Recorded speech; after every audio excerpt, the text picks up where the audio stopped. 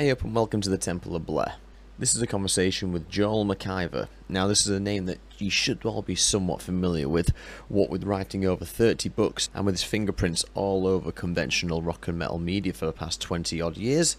He's one of the most respected rock journalists out there. He also has a kick-ass podcast called Dead Rock Stars with Mick Wall. The podcast itself ended in 2019, but it's still worth a listen.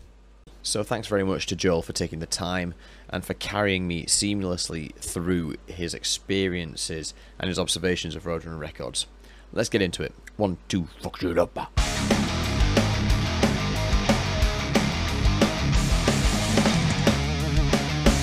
Joel, thank you for joining me for a start, because thanks for having me on. Yeah, man, you're obviously an incredibly prolific writer in the metal world. You've got 30 odd books.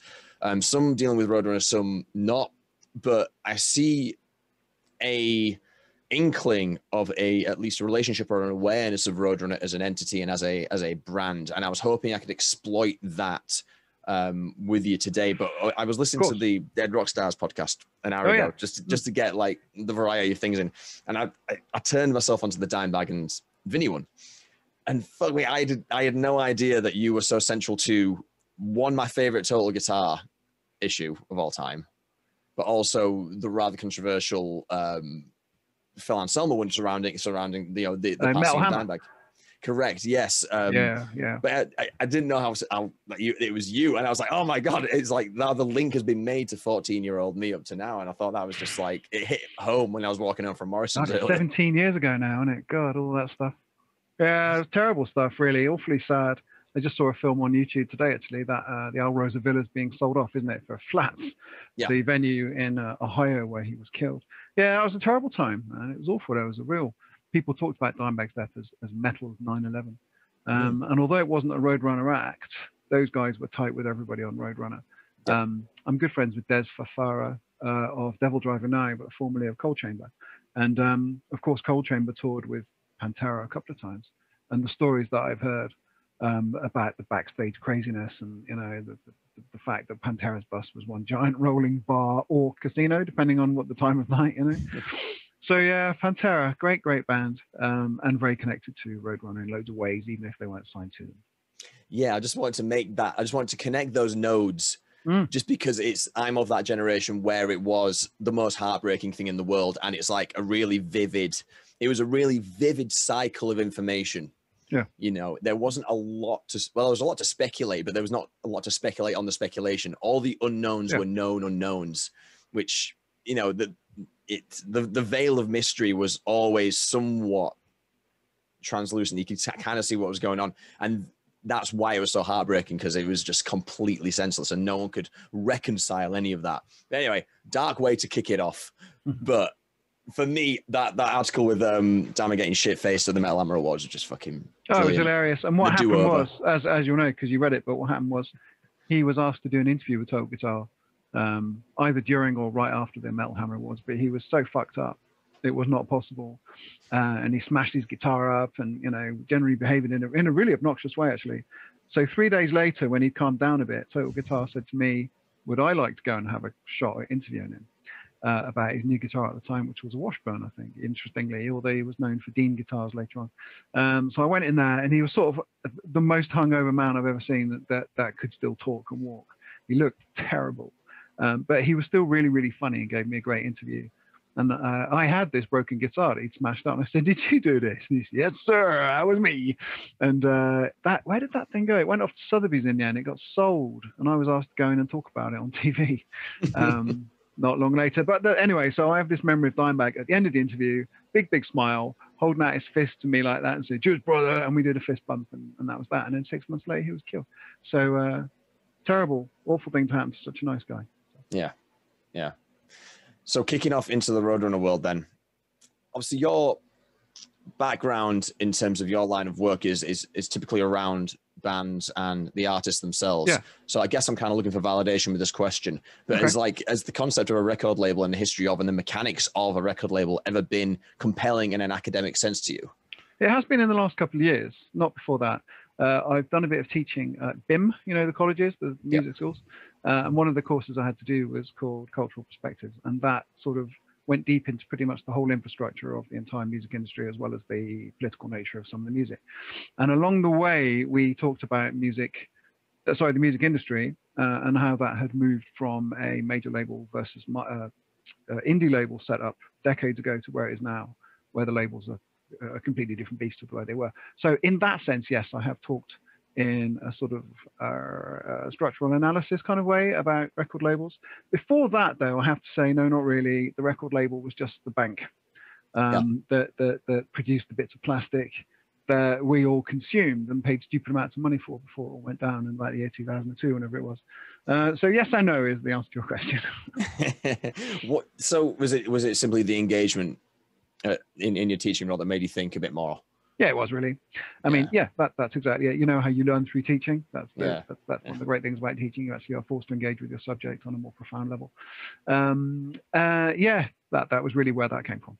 Oh, fair enough. Well, with regards to Roadrunner, for me, the nostalgic bit is like the Triviums and Killswitch Engages of the world. I'm of that era. Right. The history of the label is it's the parallels it draws with certain eras and what it tries to latch onto makes me kind of conclude that it's at least partially by design in some ways. Because a lot of the time in the industry, there's a big amount of luck that's associated with the success of certain things. So when I think of Roadrunner and I look back to the 80s, he's trying to get in with the new wave of British heavy metal. He's trying to get in with thrash, and then there's death. And obviously, they were at the end, they were trendsetters, and that's the story of Roadrunner. Back foot, trying to respond, eventually innovating, and eventually getting ahead of everyone else. But at what point did you, in your metal journey, realize that Roadrunner was a thing? Well, I've come to realize that we members of the music industry are divided very clearly by generations. So I'm a generation ahead of you, at least.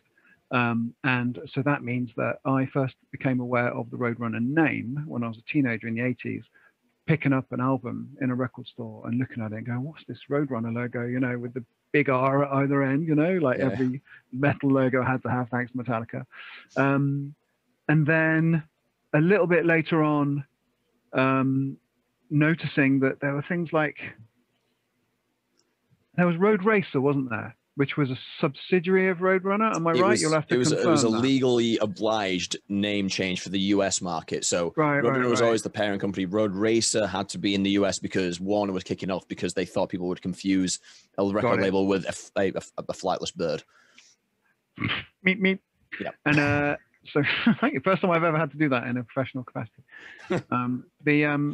So I remember a lot of very big names attached to Road Racer, wasn't it? It was you'll have to fill the gaps in for me, but in my uninformed teenage way, I seem to recall that Roadrunner and or Road Racer was a distributor for some big names, right?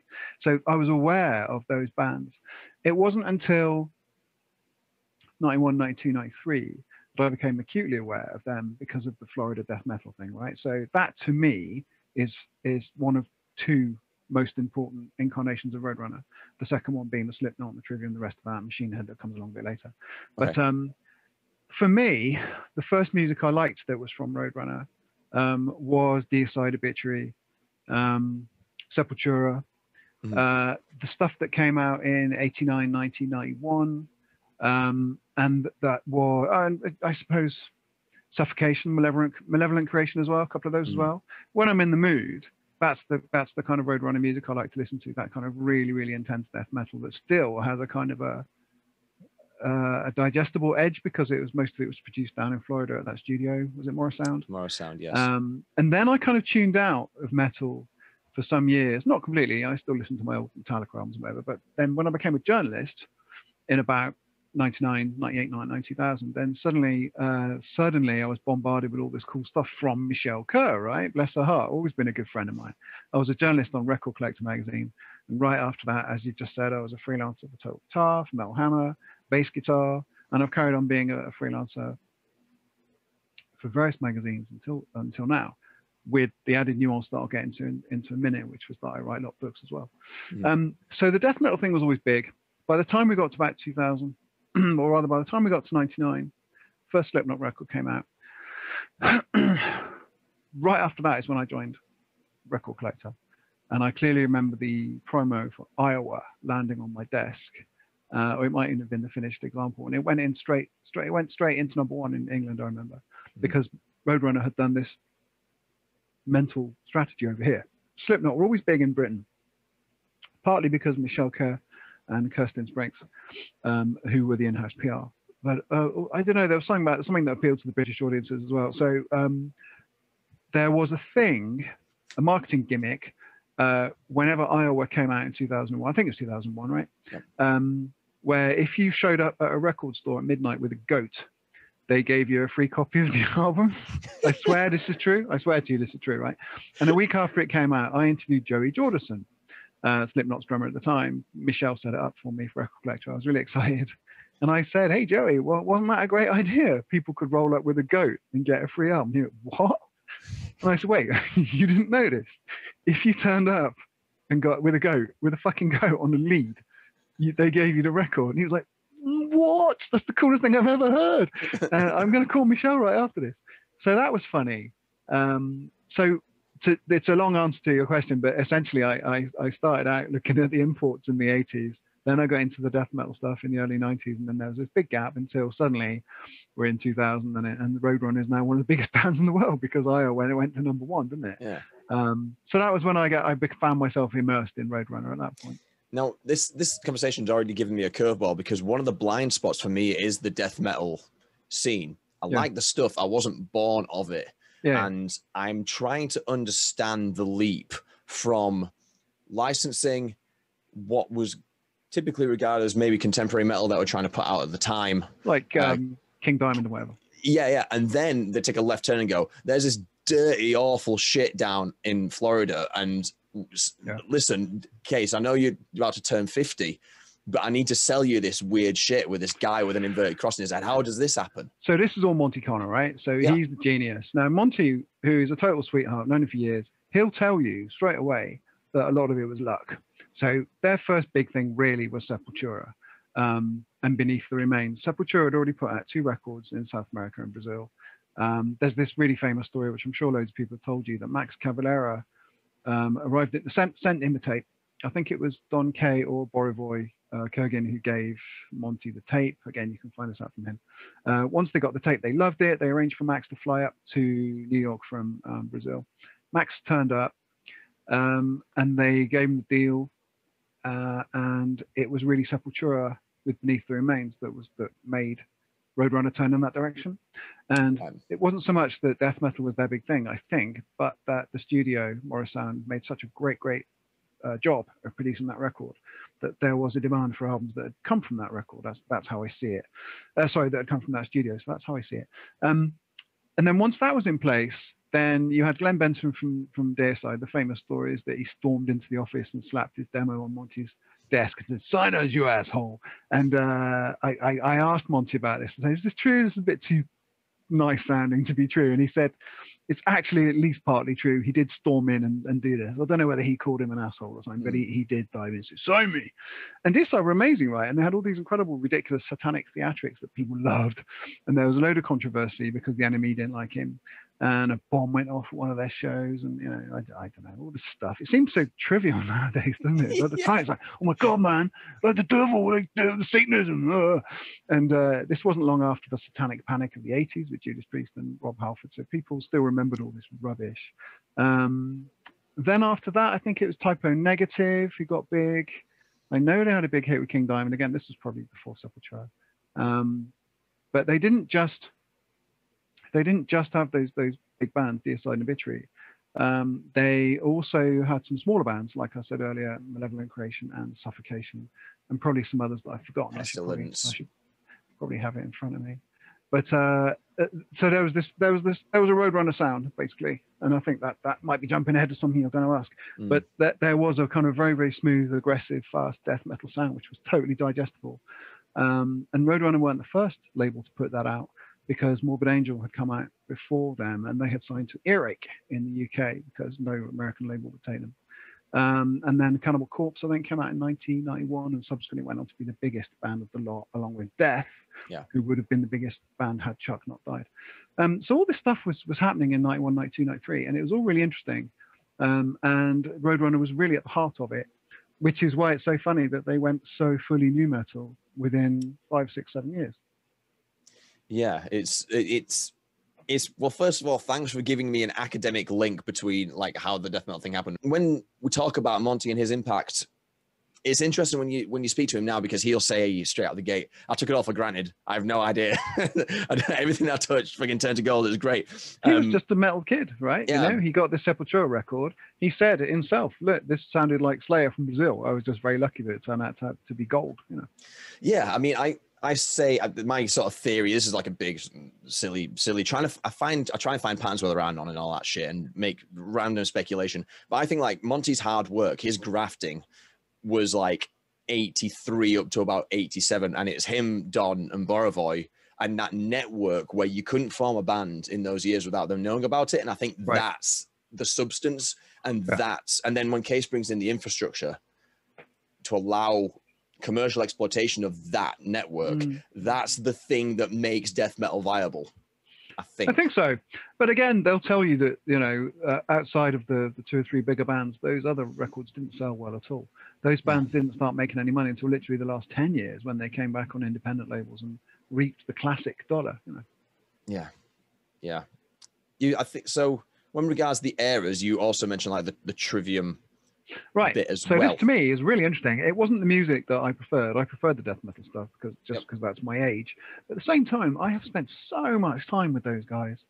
I hung out with Trivium a lot because I interviewed them a lot. There was a period in about, I don't know, 2005 to 2012 or 2013, that kind of time, when I did tons and tons of writing for a bunch of future publishing owned mags. Total Guitar, Metal Hammer, Rhythm, Bass Guitar, which was not owned by Future. But basically I wrote for all these instrumental magazines and the metal mags. So I was always being asked to go and interview Roadrunner bands, right? So whether it was Devil Driver, Machine Head, Trivium, Avenged Sevenfold, they were Roadrunner. No, they were similar kind of scene. Yeah, different label. Yeah. They were anyway among the bands that I interviewed all the time. Yeah. Nickelback. Every now and then I would interview Rush, who had a very brief tenure on Roadrunner. And then all these smaller bands as well, like Spineshank and always Malevolent Creation from time to time. Certainly a bit of Suffocation, get the names I keep mentioning. And then all the new bands that never went anywhere, like Stedler, you know, who blessed Michelle and Kirsten. They did a great job of PRing that lot, but never really went very far. And Slipknot, obviously, they were the big band, weren't they? They were the moneymaker. Although actually you ask Monty and he'll tell you that Nickelback enabled the success of Nickelback, and specifically that one single, How You Remind Me, is that what it's called?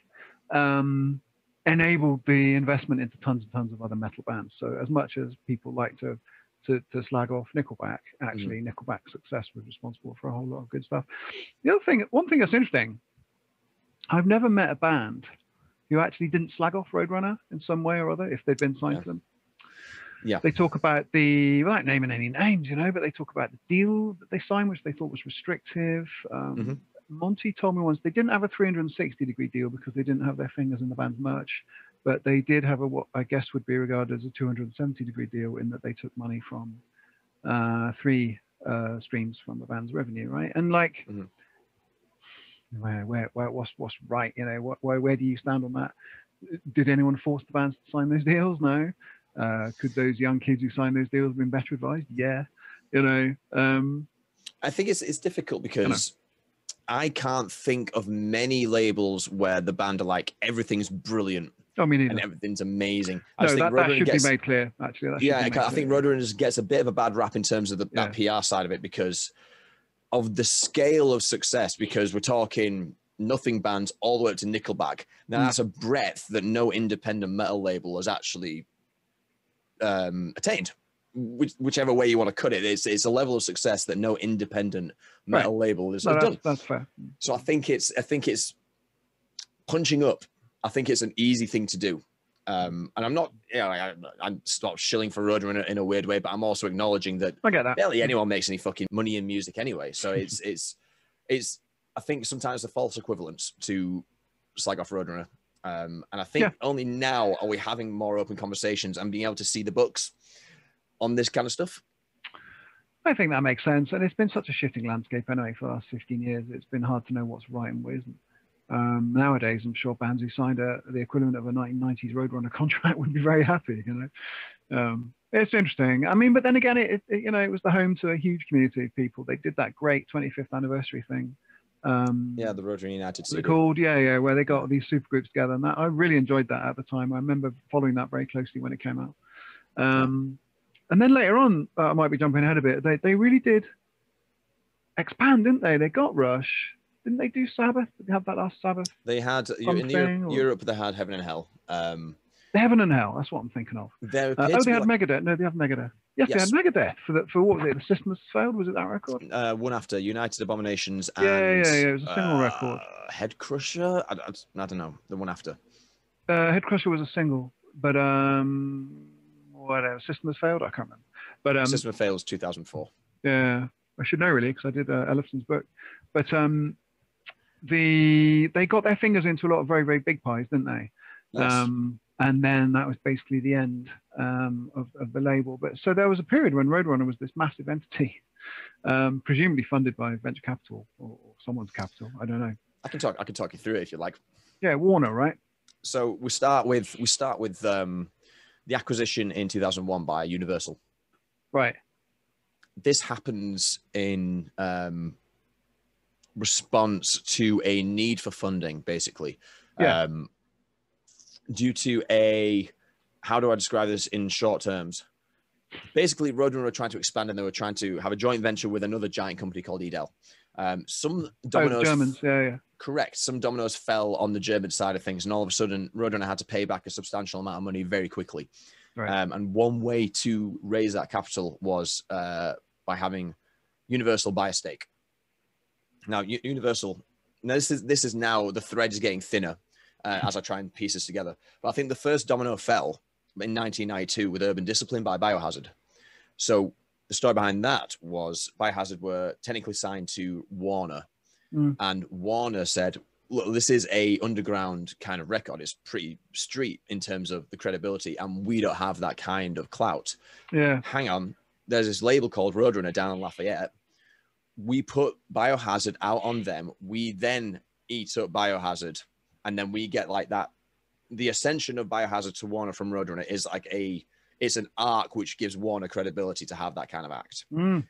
In Warner at the time, and this is where it gets shaky, a guy called Leo Cohen. He's the guy that spots Roadrunner and goes, this is viable. He then works at Universal for 2001 and goes, oh, I love this band, this brand. I love the Roadrunner. I know how Case runs the show.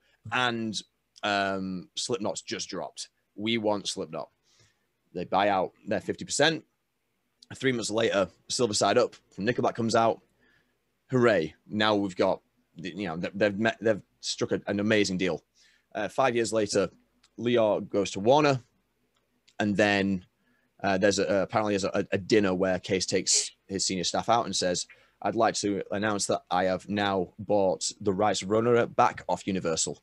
Hooray, well done, Case. And he goes, for 5 minutes, and then I sold it on to Warner. So they take a minority share, I believe, at that point, and then that slowly creeps up over a few years. In 2010, it all starts coming to a head, and the paychecks start coming from Warner as opposed to Roadrunner. So people start getting sacked, which leads to 2012, where it all, I'm going to say collapses. It is where the old guard fall, I guess. I remember it very, very clearly. Tell me your perspective of that from a journalistic perspective, because it's from a fan's perspective, we know something's going wrong. We know clowns on Facebook and Matt Eavy's on Facebook saying this is a travesty, but as a fan, it's difficult to comprehend from an industry perspective, right? Well, it blew over pretty fast. As soon as those bands got new homes, right, and as soon as it became apparent that a lot of bands were not going to need a new home and that the world would go on, it all went away. The thing is, really, we were all such good friends with Michelle and Kirsten. They and Monty, their importance should not be understated, because really Michelle and Kirsten did everything for that label over here. So when they lost their jobs and went independent, we were all gutted, because they're friends of ours, like you would be with any mate who's been let down by their employer. Once they had set themselves up again and carried on doing PR for all those bands, and the bands that we knew and loved were all located elsewhere, then it was okay, it blew over. But it was interesting. It seemed like the end of an era. perhaps it was less so because the name Roadrunner has continued. If the name had gone away and Roadrunner just didn't exist at all now, then perhaps we'd be a little bit more gutted and look back more fondly. But it is there, isn't it, in some form or other? You know, I don't really know what the holding company business is, or really care, to be honest with you. From a journalism point of view, I didn't write too much about it because my focus was always on the bands and the music and the instruments. Sure. I didn't dig deep into it, and in fact, we couldn't. No one was very keen to talk about it on the record. What did I write? I think I wrote a farewell to Roadrunner article in Metal Hammer. That was what I did, and I think Monty helped me out. I think, was it Metal Hammer? One of those magazines that has the end of an era regular feature, whether it's the end of something or whatever. And I did farewell to Roadrunner, and that was a cool little piece to write. It was managed well from a PR point of view. Yes, some of those bands did go online and get irked about it, but I think once everything was smoothed over and management were talked into it, I speculate, it all went away. You know. Are you ready for some baseless speculation and some possible daydreaming from my part? Of course. So the arc of this story is 40-year-old Dutch opera fan founds metal label, which goes on to conquer the world. There's a trajectory there. And if you think about where Roadrunner was at the end of its days as an independent entity, I use the term, it was a very, very disruptive vehicle for conventional music and for the normal music zeitgeist.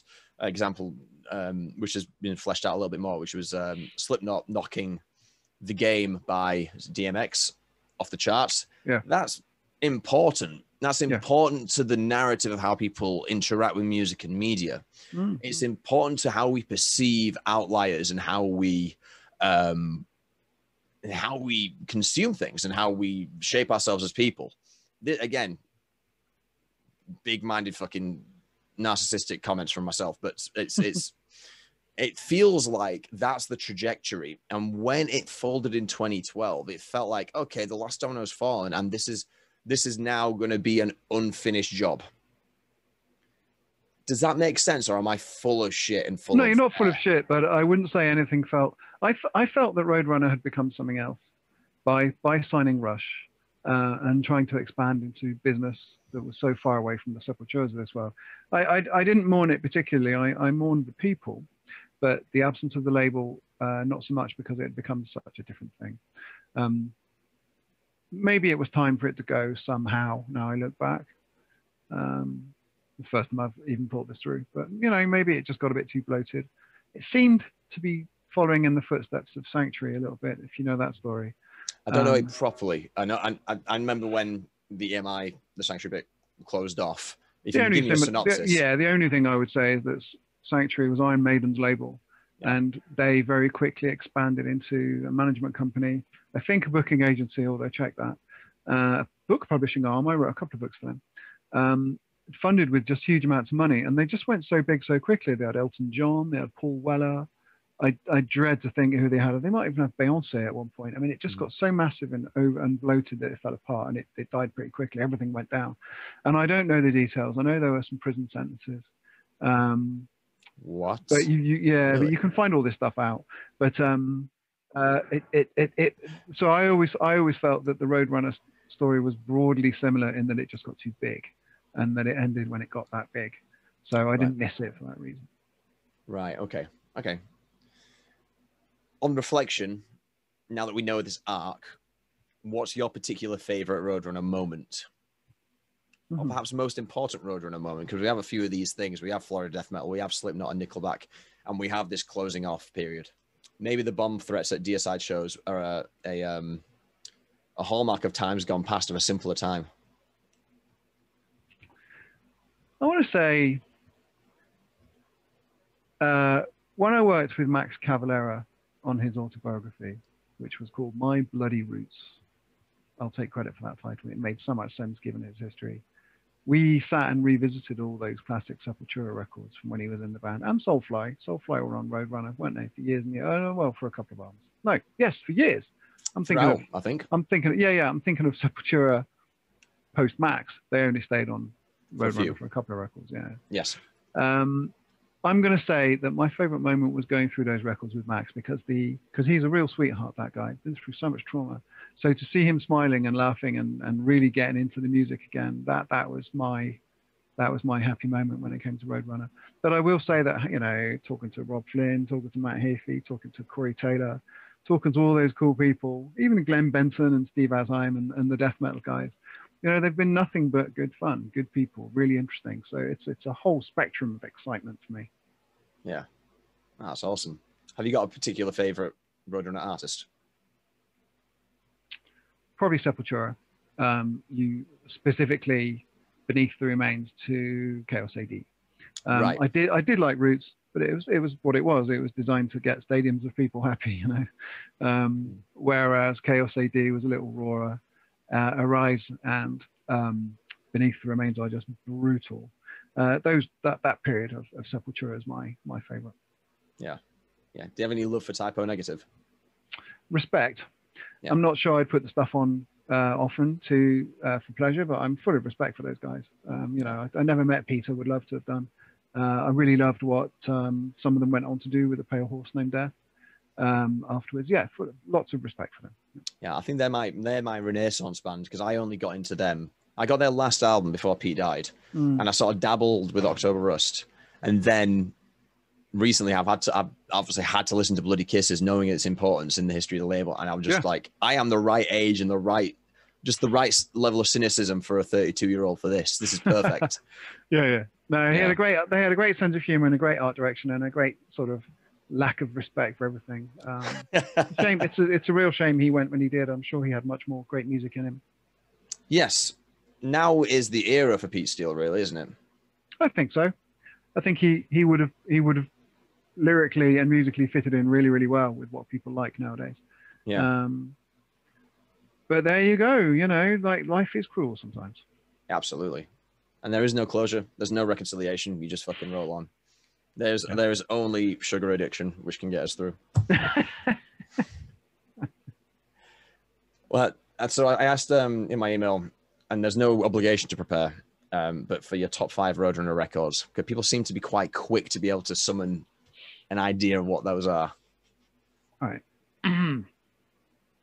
All right, I'll give you 5 albums that I love that came out on Roadrunner. All right, go for it. These are not in any order. I've got to say The Blackening by Machine Head. That was the best comeback record of all time as far as I'm concerned in heavy metal. It had that incredibly enraged song about Dimebag Darrell, Aesthetics of Hate, that Halo. It had the whole new art direction, which they're still following today. Rob Flynn really, really brought it with that record. It's not so much that they hadn't done well before, but they hadn't done as well as this in quite some time. Then I want to say Beneath the Remains by Sepultura, because it's this all-time thrash record.